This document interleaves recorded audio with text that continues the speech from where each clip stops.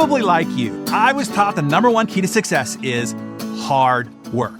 Just outwork, outstudy, outtrain everybody around you. My dad would persistently preach to me as if it were the Our Father or Hail Mary prayer or something. And while hard work is important, I've learned it's overrated. Hard work is not even number 1, 2, or 3 important to success. If hard work was number 1 to success, the cooks who work in the heat of greasy restaurant kitchens, the janitors who clean up after them, the nurses who pull 12-hour back-breaking shifts, the gardeners that I see out there sweating in the hot sun, and so many others, all of them would be driving Bentleys and living in mansions. But they're not. Why? Because hard work is not the number 1 path to success. Imagine that you're pushing on a door to open it, but it doesn't open. You're standing there pushing, but it won't open. Then some Insta guru comes up behind you and tells you the key to opening up the door is to push harder and harder. Get up and grind harder, right? And so you do exactly that. You push harder and harder, but the door still doesn't open. Now you feel like a failure. Everything that you read on Instascam or watch on TikTok tells you to get up and grind. You gotta wanna open up the door more than you want oxygen itself. So what do? You push even harder. Finally, after several minutes, years, or decades of pushing the door as hard as you can, someone, maybe a handsome chap in a cobalt blue shirt, walks up, pulls the door open with ease, and motions you to walk in the building. That is what I aim to do for you here this morning, so that you can stop pushing and enter success with ease. Here is what is the number 1 key to success. Are you ready? I'm going to give you what's number 1. It's not how hard you work, it's what you choose to work on. Picking the right work matters the most. My grandfather was the hardest working guy I've ever known. He worked at a milk processing and distribution plant. He was up at 3:30 a.m. every morning like clockwork. The work was dirty and exhausting, and he did it all day, every workday for 40 plus years. He made a meager living, barely able to provide for his family, and he died with nothing left over in the bank. My dad made $11,000 a year. I saw the pay stubs when he was a university football coach, working around the clock. Later, he made 5 times that as a salesperson for a pneumatic tool company, and then later 5 times that as a realtor.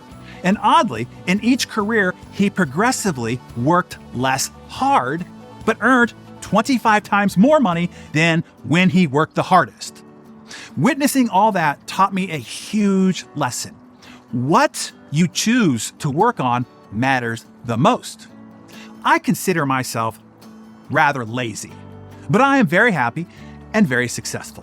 With each progressing year, I work less hard than the previous year. And oddly, or not odd if you get this lesson, each year becomes more successful than the previous.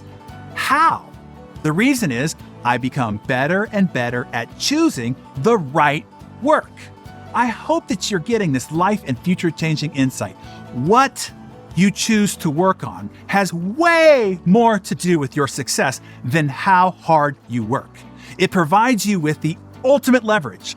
My dad couldn't even fathom my current level of prosperity, most certainly for the level of exertion that I put forth for it. You see, choosing what to work on is the ultimate leverage in producing success results. Most people don't really get this. I hope that you're getting it here today. Number 2, 1 is what you work on, and 2 is who you work for. Who you work for is far more important than how hard you work. Who you work for will be your pathway to future opportunities. It will be what you are exposed to, what skills you learn, what insights you gain, who you get to meet, etc. This is why many of those who become known as great masters of their trade or industries started out as apprentices. Those apprenticeships were the incubation of their greatness. And then number 3, 1 is what you work on, 2 is who you work for, and 3 is who you work with. Who you are around, who you collaborate with, who you get to know, study, and learn from. will influence you in a far greater direction and provide you more opportunities in the future than you might even think. This is why great talent always wants to join a team where other great talent is already known to be. They know who they work with will be incredibly affecting to their future. And then finally, after all that, what you work on, who you work for, who you work with, then maybe 4 is how hard you work. So yes, hard work matters, but only after you get 1, 2, and 3 in order. Before we conclude, let me be clear about something here. This doesn't necessarily mean changing what you do professionally, but it probably means making better choices about what you work on within your existing job or profession. It's working smarter, not harder. It's finding your points of leverage. It's finding your 80-20 cost effort of input to outcomes. People are often focused on being efficient when they should be focused on being effective. And if you are self-employed, who you work for is choosing your clients better. The fish you catch depends on where you fish and the bait you put on the hook, the messaging that you use, and the offers that you make. And if you get the wrong kind of fish on your line, throw it back. You don't have to accept every fish who bites your line. And for those who employ others, who you work with not only determines the level of success that you can achieve as an organization, it also dramatically determines your day-to-day sanity. So, choose wisely and keep upgrading all along the way. So I hope that this was enlightening and helpful to you, realizing that hard work, though valuable, isn't the primary driver of success. It's time to recalibrate your approach and focus on the more strategic factors, those that will radically accelerate your success propulsion.